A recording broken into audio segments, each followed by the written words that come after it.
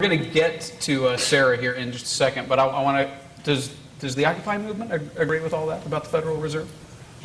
Yeah, I mean, I think, well, for me personally, the idea that we can centralize currency in the hands of a few just creates that concentration of wealth that we are And print it when fighting we deem against. necessary, all that.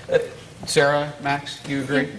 Oh, if I can quibble a little bit, I'd phrase it differently. I don't think, I mean, I wouldn't want to attach the Occupy name to it, but I certainly agree with that, and most of the people that I know would agree with it. Let's get to Sarah now. We are finding a little bit of common ground. I'm interested to see what else people are chiming in with via social media. Sarah? Thanks, Mark. We got one recent tweet that wants to make Max president, so that was interesting. We've gotten a variety of questions here, just trying to pick out some good ones, directed at the Occupy movement. If capitalism and personal responsibility is not the best way, how do you suggest that we redistribute the wealth of the country? Also, going back to some of the corporation controlling the country, and how, if there's a good way for corporations to influence people, are there any corporations that have done that? And also more interest in discussing economic development. Okay, well, we'll get back to that. In fact, we will in just a second. Is this a fair tag, by the way, for the Occupy movement, that you favor a redistribution of wealth, greater equality among Americans, that everybody should have the same amount of stuff? I think that idea is out there, but is it a fair tag? I think it's unfair to say that to want a fair system automatically has to mean that we want everybody to only be able to have this much or all the same. That's not at all what at least I think the panel would say. What Occupy for me wants to do is to basically be inclusive to those who, because they lack wealth or corporate influence, who are being increasingly underrepresented by their representatives. You know, most of us are not doing very well, and a very select few of us are doing really, really, really well. And that, I think, is what we are trying to address and trying to make aware about, is that it shouldn't be that So way. a greater equality of outcomes? That's fair to say? Max? I think that would be the end result, but I think there's this perception out there that we want to rob from the rich and give to the poor, and we just want to redistribute. We want to tax everybody 99% and then pass the money back out to who You're we saying think that's not deserves true? it. That's not the case. What we want to do is just muster a posse to stop the rich from robbing the rest of us. We're not trying to rob them. They are robbing us blind. That's how they got so rich in the first place. That's how you can end up with people who are worth hundreds of millions of dollars, as if they've actually produced something for the economy that's worth something. It's not a fair valuation. All right, Tea Party. Yeah, Bob, go ahead, and then Just we'll one get to quick the Tea thing. Party. I mean, I would say, you know, we want a fair shake of power. We want a stake in our, we want to be able to have a voice in the government that's supposed to represent everyone, and I feel like they should be subservient to living, breathing persons, not, you know, created legal fictions like corporations. But let me ask you, okay, when you say and this is a common cry from I think all political corners, when you say the people don't have a voice, I mean, is it, at some level, is that not a little bit of a naive concept? I mean, there is no united, homogeneous people with the same views on practically everything and the same sets of interests. That's kind Right? of our point, though. I mean, the political system wants you to believe that there are two opinions and you can choose from one of the two. And we want to open it up to a broader range of opinions and actually have a conversation that goes on, and not just a choice between the lesser of two evils every 4 years. Tea Party, what do you think about everything you've just heard? We'll get back to economic development and government and finance in a second, but let's keep this going. One of the things I was thinking as Max was talking about redistribution of wealth is that even though I think that a lot of the things that you guys are doing are great, there's a lot of positives to come from Occupy, but it's there are a lot of people within the group that do, and I think you would have to admit that if you're being honest, that there are a lot of people within Occupy that do support redistribution of wealth. And I don't think that that's what the three of you are trying to say.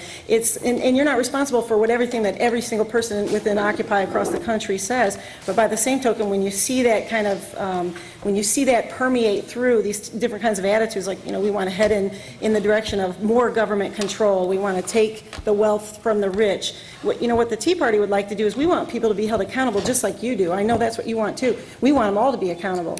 That's what we want. We want everyone to be accountable, not just the rich, but everyone's accountable. And Max, let me, I know it's a crude way of saying it, but it's what comes to me right now. What do we then do to the rich to make things more equitable for all Americans? What would you propose? If I only got to do one thing, Eat the rich. the most effective thing that I think we could do is raise the capital gains tax. That is how the top 0.1% moneymakers in this economy, none of these are people who have jobs, by the way. They don't do anything. They just invest their money. They have people who invest it for them, actually. They do nothing. The top 0.1% of the economy makes 50% of their money on what's described legally as capital gains, and 50% of the money that is made under the capital gains law goes to the top 0.1%. Let's tax that money. They don't need it. We do. They're getting it from us in the realtors also make first capital place. gains. Realtors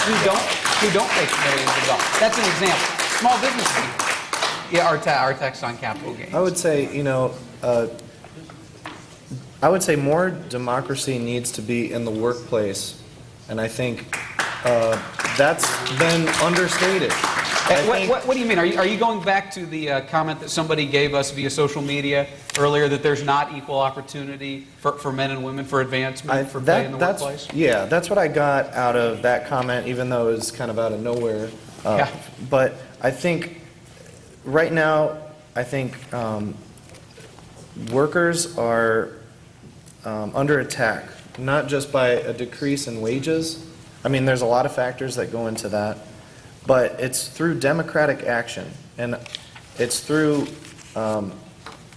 actions at the workplace where people can get together, organize, and say, hey, you know what, we don't like these conditions, and as producers of wealth, we should have some rights. And I feel like maybe a decentralized, democratic workforce would be a step in the right direction. All right, Tea Party, America. they've had the floor for a while. Let's America does have two good principles. First of all, we were founded upon constitutional limited government, free market system. A person has an idea. A person takes that idea to the free market. The idea can fail or the idea can succeed. Now, if the idea succeeds, is it somebody else's responsibility to turn around and rob that person at gunpoint and take the money away from them? That's what government is doing to a certain degree, and that's what somewhat in the Occupy movement you're saying that we should do. This country was built on the principle that you can use your ingenuity, you can use your concepts and ideas to go out and achieve the American dream for yourself. You don't turn around then and punish that person for succeeding. You're propagating a myth, Henry. I mean, this idea of the self-made man who doesn't owe anything to anyone is fiction, and we all know it. Nobody gets rich on their own. Nobody drives a car that they built with their own two hands. You're not driving on roads that you built. You're not picking up a phone that you built the lines to. We live in a society We're driving where on roads we make that the use of person infrastructure who provided by that started the society. construction We owe company, something his back company to built that those society. roads, and he had an idea on how to make asphalt or concrete to build those roads, and then now as a result, we drive on And he those had an roads. idea to make a profit by selling it to the Those ideas come from government? people. If he makes the profit from those ideas, then that is that person's profit to hold and to keep on Henry, his the own. profit on roads is selling it directly to the government. A person in America can buy or It's not not a free buy market whatever at they all. want to. You have the right to decide, to buy or not to buy whatever you want to. Go ahead, Rick. With regards to the democracy of the workforce, if somebody's working at a place, they don't like it, they have the greatest democratic right there is. They Quit. can leave, they can quit. And as far as this being a horrible exploitative place. 'Cause there's so many jobs. Where We're the 9% unemployment this is rate such in a, Indiana such right a now. horrible place to the disenfranchised, what have you. Do you realize that not only do we have about, 17% of our population is immigrants, We have millions who come here every year. We have millions more who would do anything to come here. So as far as the notion that this is a horrible exploitative country, that is offensive. I mean, this country has some. We real also issues. have 45% of Americans who report not being able to cover their basic living expenses in the last 12 months. You know, We have 28.2% of Hispanics in poverty. This sounds like a great time to get to Sarah. People are chiming in via social media. Go ahead. Thanks, Mark. Yes, lots of people chiming in via social media. Wanting to return to the topic of government intrusion, SOPA, and one Twitter follower asked about the war on women. Also, some people are saying that they feel the Occupy movement is sometimes contradicting themselves. They want to know where's that line between where they see the government giving people freedoms, but also stepping in when businesses are, overstepping their boundaries. And it got a lot of people wondering when the occupiers are going to leave Feynman Square.